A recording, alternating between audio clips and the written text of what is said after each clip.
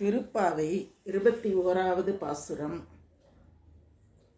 ஏற்ற கலங்கள் எதிர்பொங்கி மீதளிப்ப மாற்றாதே பால் சொரியும் வள்ளல் பெரும் பசுக்கள் ஆற்றப்படைத்தான் மகனே அறிவுராய் ஊற்றம் உடையாய் பெரியாய் உலகினில் தோற்றமாய் நின்ற சுடரே துயிலெழாய் மாற்றார் உனக்கு வழி தொலைந்து வாசல் கண் ஆற்றாது வந்து உன் அடிபணியுமா போல போற்றி அம்பந்தோம் புகழ்ந்தேலோர் எம்பாவாய் என்று ஆண்டாள் பாடுகிறார். ஆயர்பாடியிலே நிறைய மாடுகள் இருக்கின்றன. ஆடு மாடுகள் வளர்ப்பது தான் அவர்களினுடைய தொழிலாக இருக்கிறது. அப்படி அந்த மாட்டினுடைய மடியிலே பாத்திரங்களை கொண்டு பால் கறக்கும்போது அந்த பாத்திரங்கள் நிறைந்து அந்த பால் மேலே பொங்கி அப்படியே அந்த மடியை நோக்கி செல்லக்கூடிய அளவுக்கு வழியும்படியாக இடைவிடாமல் பால் சொரிந்து கொண்டிருக்கக்கூடிய வள்ளல் பெரும் பசுக்களை மிகுதியாக உடைய நந்தகோபரின் மகனே, உங்கள் வீட்டு மாடே இடைவிடாமல் இப்படி பாலை பொழிகிறது என்று சொன்னால் நீ எங்கள் மீது எவ்வளவு அருளை பொழிபவனாக இருப்பாய். உன்னுடைய தந்தை நந்தகோபர் எப்படிப்பட்ட அருளுடையவராக இருக்கிறார் அப்படின்னு அந்த இடத்திலே அவர்களினுடைய அருளின் தன்மையையும் பசு தரும் பாலின் வள்ளன்மையையும் குறிப்பிடுகிறார். அப்படி நந்தகோபரின் மகனை அப்படிப்பட்ட ஆயர்பாடியிலே தலைவனாக இருக்கக்கூடிய நந்தகோபரின் மகனே கண்ணா, துயில் நீங்கி எழுந்திருப்பாய். எத்தனை பாடல்களிலே கண்ணனை எழுப்புகிறார்கள் பாருங்கள்.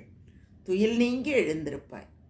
அடியவர்களை ஸ்ரத்தையோடு காப்பவனே, யாராவது ஒருத்தர் உன்னுடைய அடியவராக இருந்தால் அவர்களை மிகவும் கருத்தாக காக்கக்கூடியவன் நீ. மிக பெரியவன், ஒளிவடிவாய் இந்த உலகத்தில் அவதரித்தவன். துயில் நீங்கி எழுந்திருப்பாய். நீதானே ஒளி. எங்களினுடைய உள்ளத்திலே இருக்கக்கூடிய இருளையெல்லாம் நீதானே போக்க வேண்டும். நீ எழுந்து வா கண்ணா என்று அவர்கள் எழுப்புகிறார்கள். இன்னும் சொல்லுகிறார்கள், பகைவர்கள் எல்லோருமே உன்முன் வலிமையற்று போய் உன் மாளிகை வாசலில் கதியற்று வந்து உன் திருவடிகளை பணிந்து சரணாகதி அடைவது போல அவர்கள் எல்லோரும் உன்னிடத்திலே வந்து சரணாகதி அடைந்து விட்டார்கள். நாங்களும் உன்னை சரணாகதி அடைந்து விட்டோம்.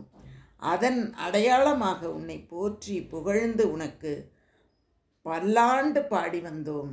கிருஷ்ணா, கண்ணா, எழுந்திருப்பாயாக என்று ஆண்டாள் கண்ணனை எழுப்புகிறாள். அடுத்து திருப்பள்ளி எழுச்சி முதல் பாடல். திருவெம்பாவை 20 பாடலும் நேற்றோடு முடிவு பெற்றது. இன்று திருப்பள்ளி எழுச்சி முதல் பாடல்.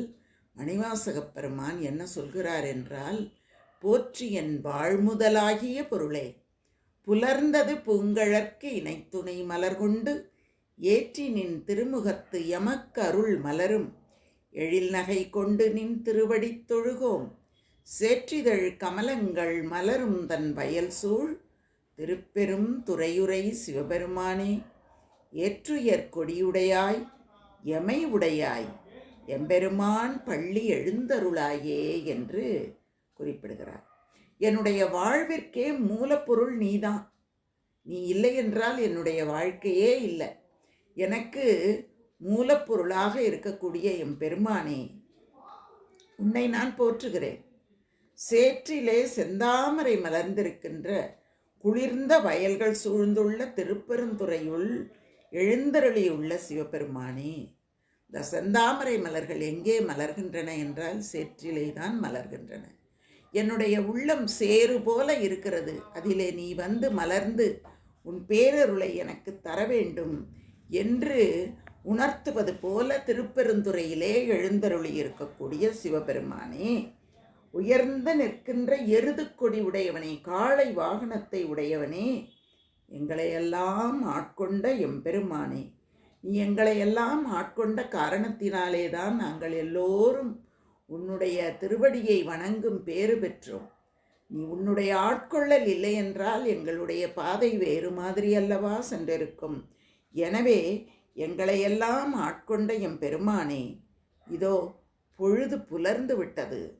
உன் ஒப்பற்ற திருவடிகள் இரண்டிற்கும் அதற்கு ஏற்றாற்போல இருக்கக்கூடிய மலர்களை நாங்கள் எடுத்து கொண்டு வந்து உன் திருவடிகளிலே தூவியிருக்கிறோம்.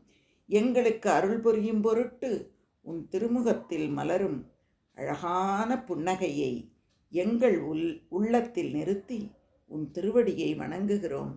எம்பெருமானே, சிவபெருமானே, பள்ளியிலிருந்து எழுந்தருள்வாயாக என்று மணிவாசகப் பெருமான் சிவபெருமானை எழுப்புவது போல இந்த பாடல் அமைந்துள்ளது. வாழ்க, வாழ்த்துகள், நன்றி.